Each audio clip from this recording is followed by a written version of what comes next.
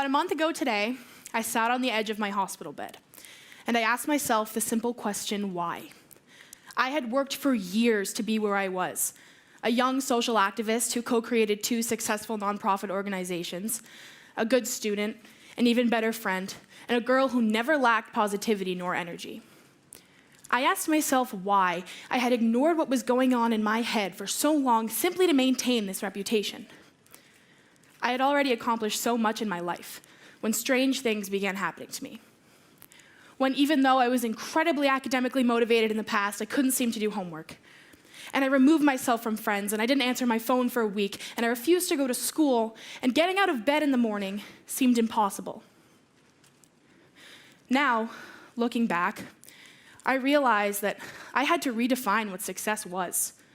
Because if everything I had done in my life leading up to that point deemed me successful, why was I sitting in the hospital? I realized that my ability to find this new normal, my ability to adapt to this newfound empathy, that's what makes me successful.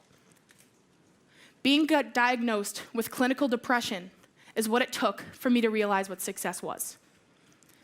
Though I could go on, I'm not here to simply tell you all about my story. I'm here to tell you why I think this is happening, not only to me, but to a dangerous number of teenagers in this country, a statistic that is increasing every year, and why each one of you needs to advocate for programs in schools for teens that are suffering from depression and anxiety.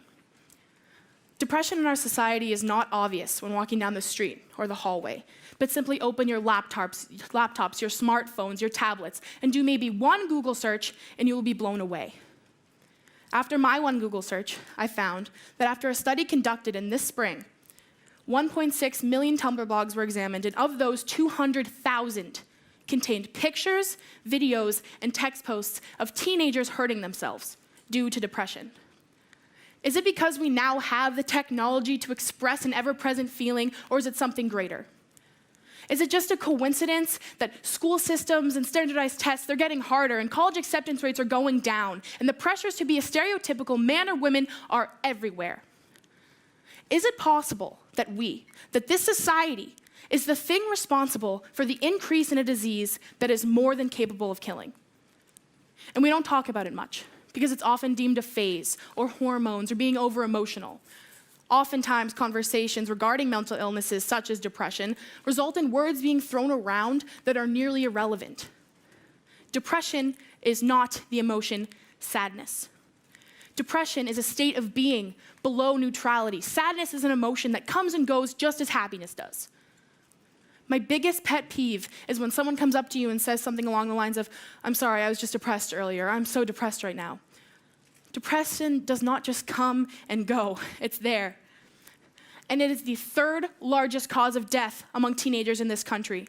4,400 kids commit suicide a year, and for every one of those, at least 100 attempt. So now I'm standing here asking you all the same simple question I asked myself when I was in the hospital. Why? But this time, it's why we're not doing more to prevent this. My school has a bridge program for kids that are transitioning in from an extended absence.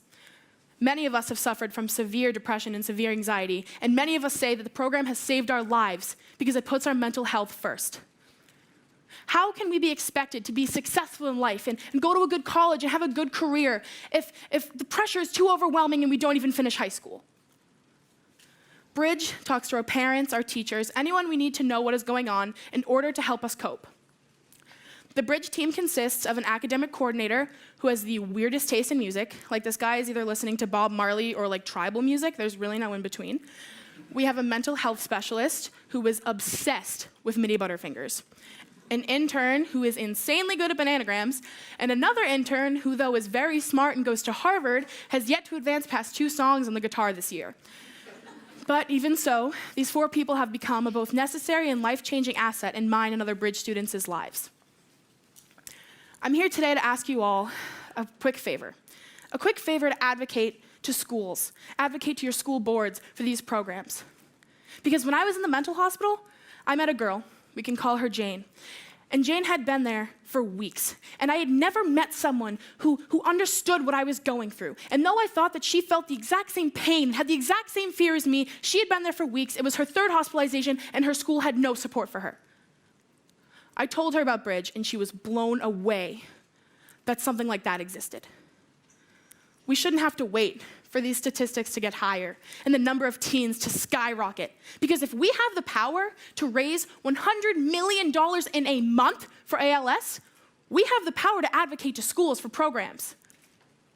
I'm in the process of creating another nonprofit organization, of which provides schools with the funding necessary to create these programs for teens. So please be on the lookout for that.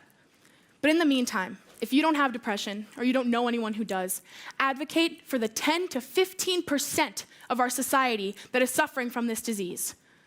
We are so blessed to live in a country where our voices are meant to be heard, and they actually mean something.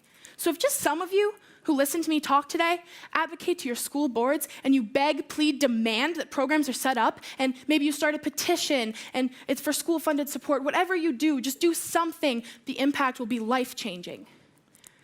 Together, we can fight this disease that is controlling so many of us. And if you're out there and you're dealing with depression, turn the energy that you have towards hatred for this awful thing into energy for change. Because together, we can fight back, and we can't let it win. We can't let depression win anymore. It's time to fight back. Thank you.